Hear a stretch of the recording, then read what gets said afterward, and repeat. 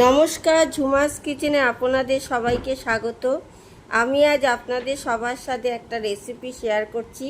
রেসিপিটির নাম বেগুনে ভর্তা। এই রেসিপিটি সহজ ও সুস্বাদু রান্না, আপনারা সবাই ট্রাই করতে পারেন। চলুন শুরু করি আজকের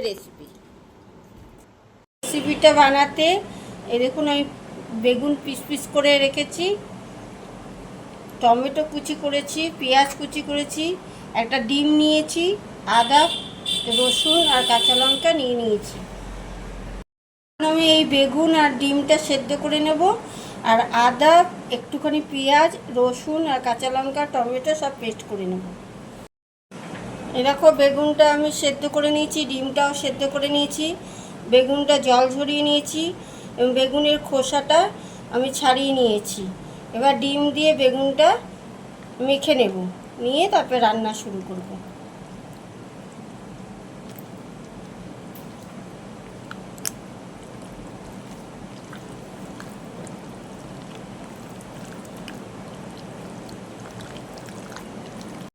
আমি ওভেনটা চালিয়ে দিলাম, কড়াই বসিয়ে দিলাম, পরিমাণ মতো তেল দিচ্ছি।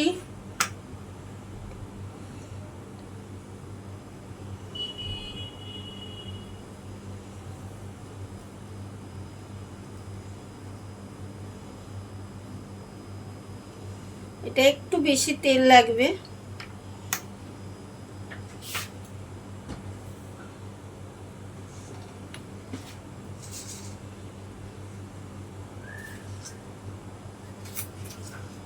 তেলটা গরম হওয়ার পর সাদা জিরে আর তেজপাতা ফোড়ন দেব।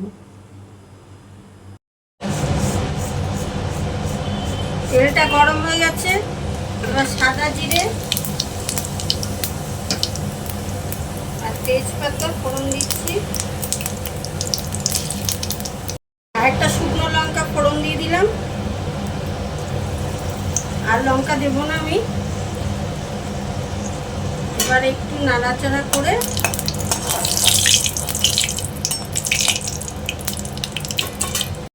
আমি এটা পেস্ট করে রেখেছিলাম, আদা, পেঁয়াজ, রসুন, লঙ্কা, টমেটো।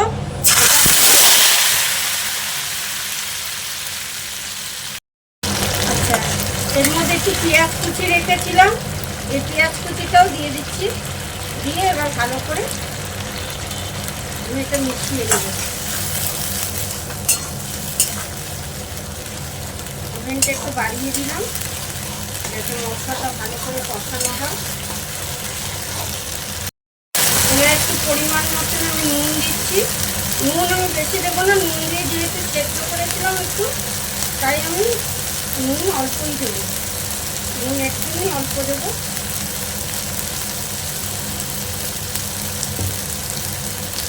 নুন দিলাম,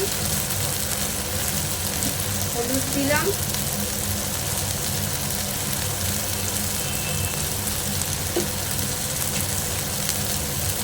আর একটু মিষ্টি দিলাম। এবার এটাকে ভালো করে নাড়িয়ে নিতে হবে যাতে মশলাটা ভালো করে কষানো হয়। একটু জিরে গুঁড়ো দিলাম।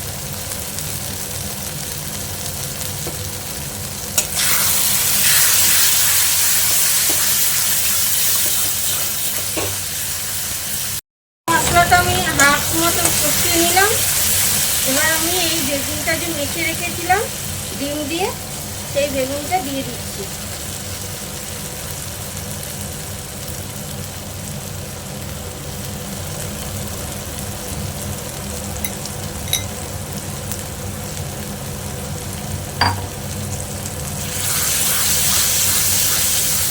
এবার এটা ভালো করে মেশাতে হবে।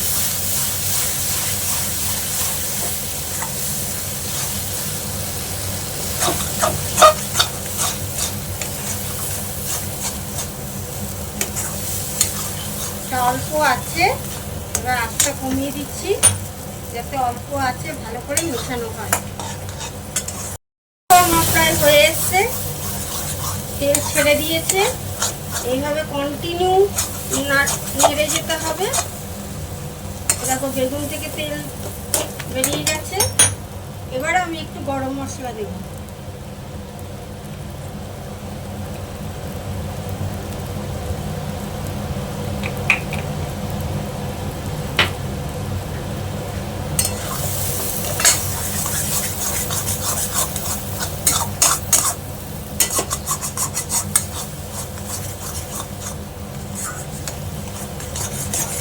গরম মশলাটা ভালো করে মিশিয়ে নিচ্ছি, নিয়ে এবার ছোটো বাটিতে আমি ঢেলে নিয়ে নিচ্ছি। দেখো এই বেগুনে ভর্তা রেসিপিটি রেডি। এই রেসিপিটি গরম ভাতের সাথেও খেতে পারবে, রুটি পরোটা সব কিছুর সাথে খাওয়া যাবে। এই রেসিপিটি যদি ভালো লাগে তাহলে সাবস্ক্রাইব করে দেবে এবং লাইক কমেন্ট ও শেয়ার করতে ভুলবে না।